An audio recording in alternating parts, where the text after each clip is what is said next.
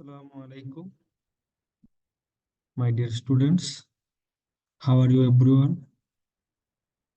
So, without wasting time, let's get started. Today, we are going to study about binomial nomenclature, যাকে আমরা দ্বিপদ নামকরণ পদ্ধতি নামে চিনি। তো একটা জীবের বৈজ্ঞানিক নাম দুইটা অংশ বা পদ নিয়ে গঠিত হয়। এটা এমসিকিউর জন্য ইম্পর্টেন্ট। দুইটা অংশ বা পদ নিয়ে গঠিত হয়। প্রথম অংশটি হচ্ছে তার গণের নাম, আর দ্বিতীয় অংশটি হচ্ছে প্রজাতির নাম। ফর এক্সাম্পল, গোলালুর বৈজ্ঞানিক নাম হচ্ছে সোলানাম টিউবারোসাম। তো এটা মুখস্থ করে নিতে হবে। গোলালুর বৈজ্ঞানিক নাম সোলানাম টিউবারোসাম। এখানে এই যে সোলানামটা হচ্ছে গণ, আর টিউবারোসামটা হচ্ছে প্রজাতি। তো এরকম দুটি পদ নিয়ে গঠিত নামকে বলা হয় দ্বিপদ নাম, এবং এই নামকরণের প্রক্রিয়াটাকে বলা হয় বাইনোমিয়াল নোমেনক্লেচার। তাহলে আমাদেরকে বাইনোমিয়াল নোমেনক্লেচার কাকে বলে এটা মুখস্থ করতে হবে। দ্বিপদ নামকরণ পদ্ধতির লক্ষ্য হচ্ছে যে বৈচিত্র্যময় জীবজগতের প্রতিটা জীবকে আলাদা নামে সঠিকভাবে জানা, মানে সবার জন্য একটা করে আলাদা নাম থাকবে। এই জন্য আন্তর্জাতিক কিছু নিয়ম নীতি মেনে বৈজ্ঞানিক নাম নির্ধারণ করা হয়। তো এখানে আমাদেরকে দুইটা বিষয় মুখস্থ করতে হবে, সেটা হচ্ছে আইসিবিএন এর পূর্ণরূপ কি এবং আইসিজেডএন এর পূর্ণরূপ কি। আইসিবিএন এর পূর্ণরূপ হচ্ছে international code of botanical nomenclature, আর হচ্ছে এটা হচ্ছে উদ্ভিদের নামের ক্ষেত্রে। আর প্রাণীর ক্ষেত্রে ICZN, international code of zoological nomenclature, কর্তৃক স্বীকৃত নিয়ম অনুযায়ী হয়। প্রকৃতপক্ষে এই কোডটা হচ্ছে পুস্তক আকারে লিখিত একটি দলিল। এটাও এমসিকিউর জন্য ইম্পর্টেন্ট। এই কোডটা হচ্ছে পুস্তক আকারে লিখিত একটা দলিল। আর নামকরণ হচ্ছে ল্যাটিন শব্দে হয়। এটাও এমসিকিউর জন্য ইম্পর্টেন্ট, নামকরণ ল্যাটিন শব্দে হয়। তাই কোনো জীবের বৈজ্ঞানিক নাম সারা বিশ্বে একই নামে পরিচিত হয়।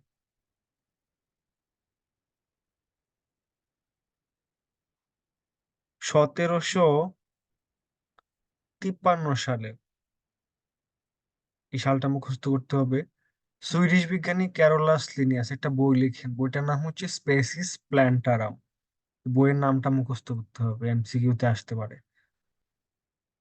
স্পেসিস প্ল্যান্টারাম বইটি রচনা করেন।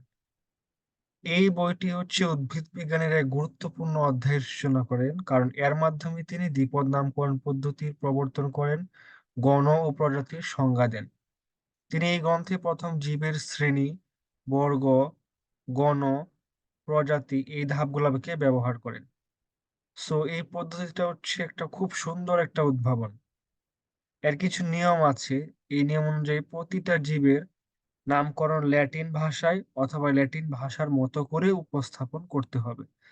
যেমন আমরা জানি বাংলাদেশের একজন তরুণ বিজ্ঞানী, প্রাণী বিজ্ঞানী, নাম সাজিদ আলী হাওলাদার। নাম কি? সাজিদ আলী হাওলাদার। তিনি নতুন প্রজাতির ব্যাঙ আবিষ্কার করেছেন। কি আবিষ্কার করেছেন? ব্যাঙ আবিষ্কার করেছেন। এটা শুধুমাত্র ঢাকায় পাওয়া যায়। কোথায়? ঢাকায় পাওয়া যায়। এটার বৈজ্ঞানিক নাম হচ্ছে জাকেরানা ঢাকা। এটার নাম মুখস্থ করতে হবে, জাকেরানা ঢাকা। ঢাকা বিশ্ববিদ্যালয় প্রাণিবিদ্যা বিভাগের প্রতিষ্ঠাতা কাজী জাকের হোসেনের প্রতি সম্মান দেখিয়ে এই গণের নাম জাকেরানা রাখা হয়েছে। পরে বৈজ্ঞানিক নামের দুইটা অংশ থাকবে। প্রথম অংশটির নাম হচ্ছে গণ, দ্বিতীয় অংশটির নাম হচ্ছে প্রজাতি। লাবিও রোহিটা হচ্ছে রুই মাছের বৈজ্ঞানিক নাম। এখানে লাবিও হচ্ছে গণ আর রোহিটা হচ্ছে প্রজাতিক পদ। জীবজগতের প্রতিটি বৈজ্ঞানিক নামকে ইউনিক হইতে হবে, কারণ এক নাম দুইজনের থাকা যাবে না। আর নামের প্রথম অংশের প্রথম অক্ষর বড় হবে আর বাকি সবগুলা ছোট অক্ষরে হবে। কেউ আবার পণ্ডিতি করতে যায় ওই দুইটাই সব বড় হাতের লিখে ফেলে, কেউ আবার ছোট হাতে লিখে ফেলে, তখন ঝামেলা হবে। শুধুমাত্র প্রথম অক্ষর, যেমন এ বড় হাতের, বাকি সব ছোট হাতের। পেঁয়াজের বৈজ্ঞানিক নাম কি? অলিয়াম সেপা। সিংহের বৈজ্ঞানিক নাম কি? প্যান্থেরা লিও। সো এগুলো মুখস্থ করতে হবে, বোর্ড এক্সামে আসতে পারে। বৈজ্ঞানিক নাম যখন আমরা প্রিন্ট করব তখন হচ্ছে ইটালিক অক্ষরে লিখতে হবে। কি অক্ষরে? ইটালিক অক্ষরে লিখতে হবে।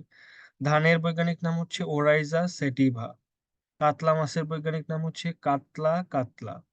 খুব সোজা। হাতে লেখার সময় গণ ও প্রজাতিক নামের নিচে আলাদা আলাদা দাগ দিতে হবে। যেমন ওরাইজের নিচে আলাদা একটা দাগ, সেটিভার নিচে একটা দাগ, কাতলা কাতলার মধ্যে দুইটা অংশে আলাদা করে দাগ। যদি কয়েকজন সায়েন্টিস্ট একই জীবকে বিভিন্ন নামকরণ করেন, তবে অগ্রাধিকার আইন অনুসারে প্রথম বিজ্ঞানী কর্তৃক প্রদত্ত নামটি গৃহীত হবে। যিনি প্রথম কোনের জীবের বিজ্ঞানসম্মত নাম দিবেন, তার নাম কত সালে সেটা প্রকাশ করছেন ওইটা সহ শেষে শর্ট করে লিখতে হবে। যেমন হোমো স্যাপিয়েন্স, শর্ট করে এল মানে লিনিয়াস, 1758 সালে। ওরাইজা সেটিভা, এটাও লিনিয়াস, 1753 সালে। তবে বর্তমানে এই অংশটুকু লেখা হয় না। ধানের বৈজ্ঞানিক নাম হচ্ছে ওরাইজা সেটিভা। পাটের হচ্ছে কর্কোরাস ক্যাপসুলারিস। আমের হচ্ছে ম্যানগিফেরা ইন্ডিকা। কাঁঠালের হচ্ছে আর্টোকার্পাস হেটেরোফাইলাস। শাপলার হচ্ছে নিম্ফায়া নাউচালি, নিম্ফাইয়া নাউচালি।